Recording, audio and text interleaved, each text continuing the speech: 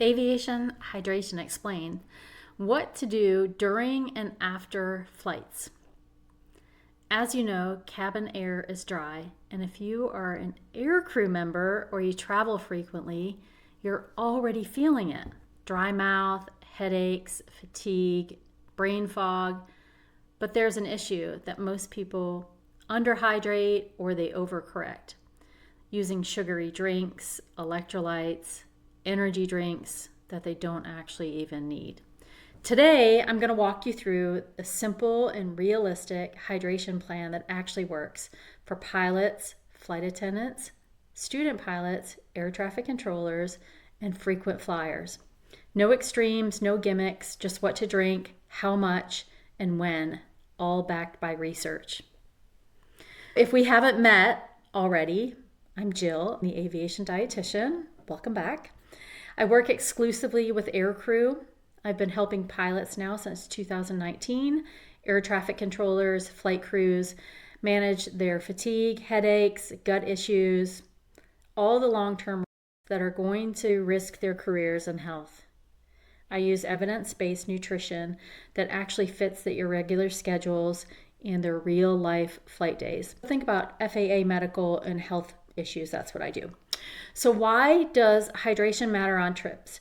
Let's clear something up first. You know that cabin air is dry. It doesn't automatically dehydrate you, but with real life, low humidity, hot ramps, caffeine, missed meals, all those things, even mild dehydration can affect your mood, your focus, your performance, and being in a safety sensitive job, that matters. First off, let's discuss how is cabin air dry. It's much drier than most normal environments. Research shows that cabin humidity usually starts between 35 and 50% before takeoff, but lowers between 10 and 25% during cruise.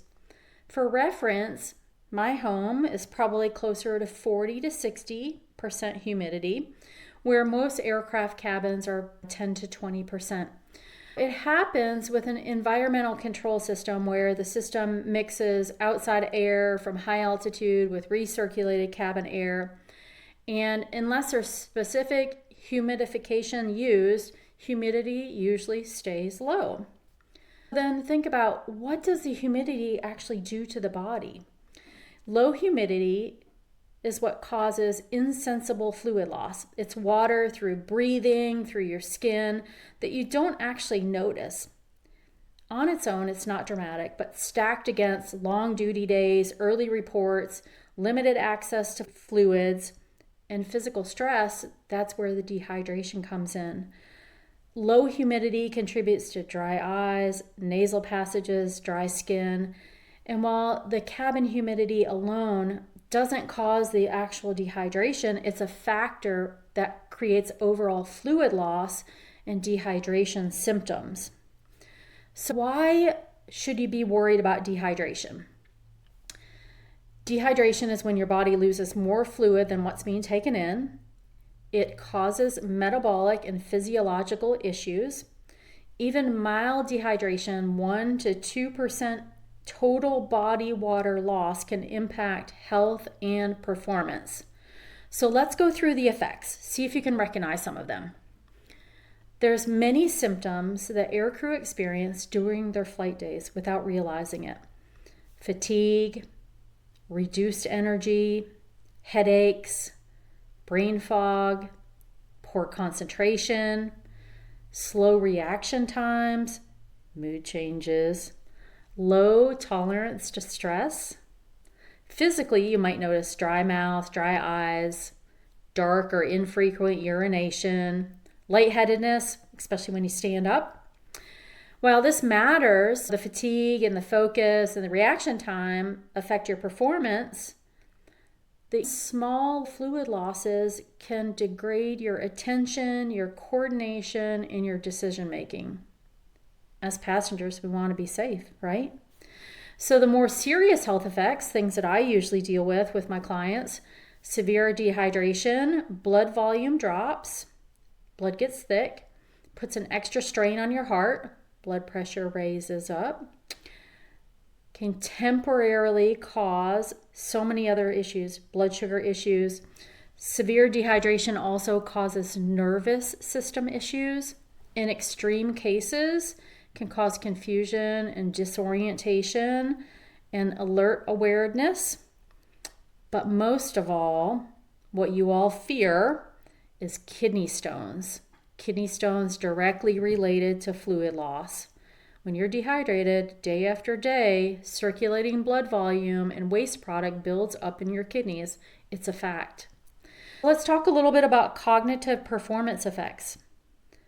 Mild dehydration, short-term memory issues, slow reaction times, reduced vigilance.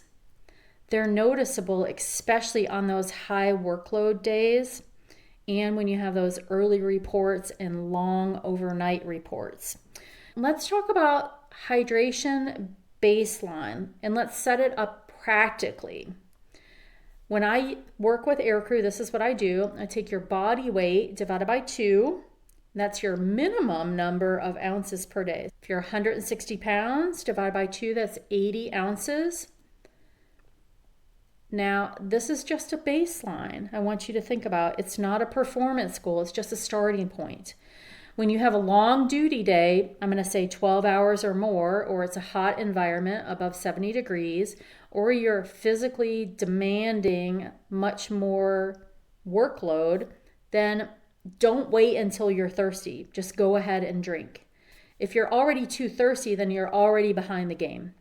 Now let's talk about water versus electrolytes. Most people, sometimes water is enough, but electrolytes can be helpful when you're sweating heavily, maybe you have a little bout of dehydration, you have some headaches or cramps despite drinking enough. It means that the fluid's not being held in. When you're working in temperatures, especially outside over 70 degrees, electrolytes like sodium are going to be essential. Now, more sodium is not always better. You don't want to just go to a canned sports drink. You want to use electrolyte sodium as a tool. If your urine is pale yellow and your energy is good and you're feeling good, then water might be enough for some of you. That would be a personal decision we would have to talk about at length. Now, many of the Aircrew seem to normalize dehydration without realizing it. And notice the effects that I talked about, the hydration issues with dark urine, constipation is another one, elevated blood sugar for any of you that are diabetic. It's all about awareness. Your body gives you feedback. It's just whether or not you listen to it. A simple daily hydration plan. What is realistic for you? In the morning, get up, get into the routine of having about 12 to 16 ounces of water, the first bottle of the day. During duty time, small regular sips. Make sure you're bringing your own bottle. Refill it every time you pass water, not just when it's empty. Don't rely on the aircraft having water. Just go ahead and bring your own. You don't know if it's going to get loaded on the aircraft during busy times. Supply yourself well, protect your health, protect your FAA medical. Use these tips strategically. And remember, in the evening, don't drink too much before bed because sleep is already an issue for most of you. You don't want it to end up being a bigger problem. Now, this has been really quick on hydration, but I want you to understand it's not something that needs to be extreme. It just needs to be consistent, realistic, and reliable every single day. Building those little routines that help to build your health instead of turn your life completely upside down. If you want to go deeper, what I want you to think about is down in the show notes, there is going to be a link. I've made this wonderful resource of all the tips that I just talked about here, along with calculations and ideas about electrolytes to use. Now, I know that all of your days are not exactly perfect. Sometimes it's hard to get the proper hydration. I also want to call your attention to a study that was performed by the Israeli Air Force back probably about 10 to 15 years ago. We've never really studied aviation in the United States at length. But the Israeli Air Force did. And what they found that was fixed wing, non-fixed wing, air-conditioned, non-air-conditioned, the subjects between about a 90-minute flight were losing anywhere from 16 to 22 ounces of fluid. If you want to put some numbers to it, I'm a numbers person, those are the type of numbers that you want to think of. You want to think of at least 16 ounces that you're losing every hour that you fly. And that's just an approximation. Some of you that might have been athletes in the past or are still athletes, you might actually lose more fluid than that.